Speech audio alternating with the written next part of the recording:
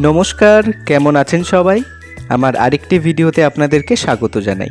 সবাই ভালো আছেন তো? ভালো না থাকলেও কিন্তু ভালো থাকতে হবে।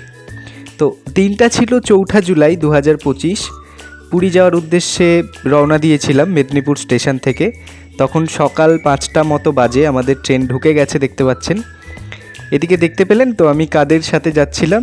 হ্যাঁ, ঠিকই ধরেছেন, প্রবাসে ঘরকন্যা মহুয়াদি আছেন, ওনার মা এবং ওনার পরিবারের সাথে। ওখানে ছিল মহুয়াদির মা, মহুয়াদির ভাই, ভাইয়ের ওয়াইফ, মহুয়াদির ছোট মামা বান্টিদা এবং মহুয়াদির মাসি, মেসোমশাই এবং মহুয়াদির মাসির ছেলে এবং তার বৌমা। তো এখানে দেখতে পাচ্ছেন কাকিমার সাথে কিছু ছবি তুলে নিচ্ছিলাম। ট্রেনে ওঠার পরে তো কাকিমার সাথে প্রচুর গল্প চলছিল, প্রচুর হাসি ঠাট্টা মজা, খাওয়া দাওয়া জমিয়ে সব কিছু ছিল।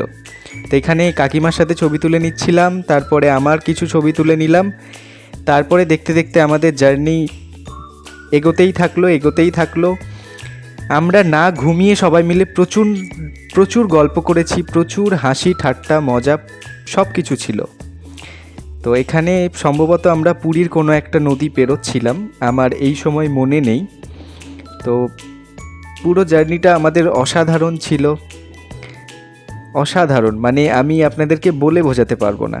তো এখানে সবাই আমরা গল্প করে নিচ্ছিলাম। এখানে দেখতেই পাচ্ছেন সবাইকে, সবাই বসে আছে, সবাই আমরা গল্প করছিলাম। এদিকে ছিল কাকিমা, কাকিমার পাশে আমি বসে মানে কাকিমার সাথে গল্প করছিলাম।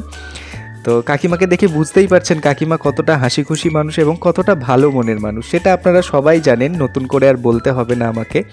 আপনারা ওনাদের পুরো ফ্যামিলিটাকে চেনেন, সবাই জানেন। তো দেখতে দেখতে প্রায় দুপুর 2টো মতো বাজে, তখন আমরা পুরী স্টেশনে ঢুকে গেছি। পুরী স্টেশনে ঢোকার পর আমরা দেখলাম যে বৃষ্টি শুরু হয়ে গেছে।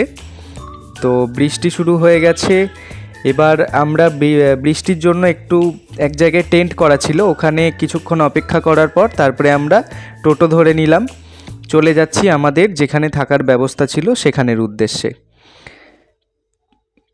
টোটোতে করে একটা টোটোতে ছিল বাকি সবাই, আরেকটা টোটোতে ছিল মহুয়াদির মা মানে কাকিমা এবং ওনার মাসি, মেসোমশাই আর আমি, আর ছিল বান্টিদা। তো কিছুটা যাওয়ার পর হঠাৎ করে আমাদের টোটোটা খারাপ হয়ে গেছিল। তো হঠাৎ করে খারাপ হয়ে যাওয়ার ফলে আমরা সবাই একটু নেমে গেছিলাম। তো আমি সমুদ্রকে দেখার পর আর থাকতে পারছিলাম না। আমি লাস্ট পুরীতে গেছিলাম 2016 এবং তারপর 2025, প্রায় 9 বছর পর পুরীতে গেছি এবং সমুদ্রের আওয়াজ শোনার পরে আমি নিজেকে ধরে রাখতে পারছিলাম না। তো তারপরে আমরা ধীরে ধীরে চলে গেলাম আমাদের হোটেলের দিকে। আমাদের হোটেল ঠিক না, অ্যাকচুয়ালি আমাদের যেখানে থাকার ব্যবস্থা ছিল সেটা হচ্ছে ভারত সেবাশ্রম। এখানে আমরা ছিলাম, কিছুক্ষণ অপেক্ষা করার পর মহারাজ ঘর দিয়েছিলেন।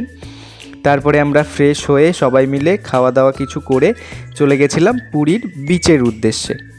তো সমুদ্র বিচে গেলাম, আমরা খুব মজা করছিলাম সবাই মিলে, খাওয়া দাওয়া গল্প, তার সাথে ছবি তুলে নিচ্ছিলাম আমরা। দেখতে দেখতে সন্ধেও হয়ে গেল।